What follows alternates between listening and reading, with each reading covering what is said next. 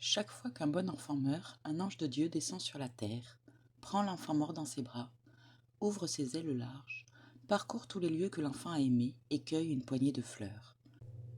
Ces fleurs, toutes deux les portent au bon Dieu pour qu'il les fasse refleurir là-haut, plus belles que sur la terre. Le bon Dieu presse les fleurs sur son cœur, et celle qu'il préfère, il y dépose un baiser. Ce baiser lui donne une voix, et la fait se mêler au cœur des bienheureux. Voilà ce que racontait un ange de Dieu en emportant un enfant mort au ciel, et l'enfant l'écoutait comme un rêve.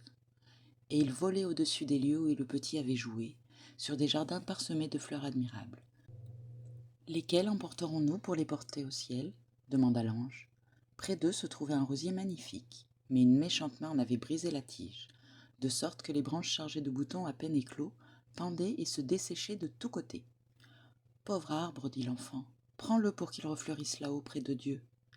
Et l'ange prit le rosier. Il embrassa l'enfant. Le petit ouvrit ses yeux à moitié. Ils cueillirent partout de riches fleurs, sans mépriser la dent de lion si souvent dédaignée, ni la pensée sauvage. Nous avons assez de fleurs maintenant, dit l'enfant. Et l'ange fit un signe d'assentiment, mais ils ne volèrent pas encore vers Dieu.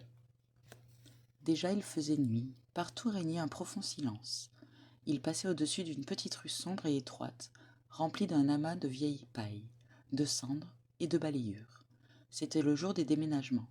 Toutes ces assiettes brisées, tous ces morceaux de statues en plâtre, tous ces haillons offraient un aspect peu agréable. Et l'ange montra à l'enfant au milieu de ces débris quelques fragments d'un pot de fleurs. Une motte de terre s'en était détachée, à laquelle tenaient encore les racines d'une grande fleur des champs fanée et jetée au rebut. « Emportons-la, dit l'ange. En nous envolant, je te dirai pourquoi. » Ils s'élevèrent dans l'air et l'ange fit ce récit. Là-bas, dans cette rue sombre, dans une espèce de cave, demeurait un pauvre petit garçon malade. Dès sa plus tendre enfance, il était alité. Parfois, lorsqu'il se sentait mieux, il faisait le tour de la chambre à l'aide des béquilles. Et c'était tout. En été, les rayons du soleil venaient de temps en temps éclairer cette misérable demeure. Et alors, le petit garçon se réchauffait au soleil, regardait le sang rouge circuler dans ses doigts délicats, en disant « Aujourd'hui, Dieu merci, j'ai pu sortir ». Il ne connaissait la magnifique verdure de la forêt que par une branche de hêtre que le fils du voisin lui avait apportée.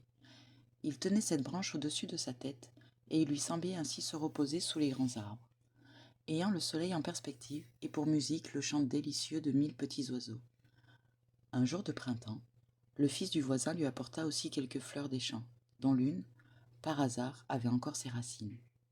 Elle fut plantée dans un pot et placée sur la fenêtre près du lit. Plantée par une main heureuse, elle poussa des rejetons et produisit chaque année de nouvelles fleurs. C'était le jardin de l'enfant malade, son seul trésor sur cette terre. Il l'arrosait, la cultivait avec soin, et la plaçait toujours de manière à ce qu'elle ne perdît pas un des rayons de soleil qui pénétraient à travers la lucarne. Aussi la fleur se développait et s'embellissait avec ses rêves. Elle fleurissait pour lui elle répandait son parfum et prenait des airs coquets. Lorsque le bon Dieu rappelait l'enfant à lui, il s'inclina vers elle avant de mourir. Il y a maintenant 1 année que l'enfant est chez Dieu, et il y a 1 année que la fleur est restée oubliée sur la fenêtre et s'est desséchée. Le jour du déménagement, on l'a jetée parmi les immondices de la rue, et c'est cette pauvre fleur fanée que nous avons recueillie dans notre bouquet, car elle a causé plus de joie que la plus riche fleur du jardin d'une reine.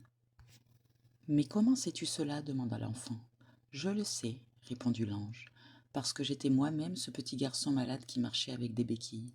Je reconnais bien ma fleur. » Et l'enfant, ouvrant tout à fait les yeux, regarda le visage éclatant et superbe de l'ange. Au même instant, ils entrèrent dans le ciel du Seigneur, où la joie et la félicité sont éternelles.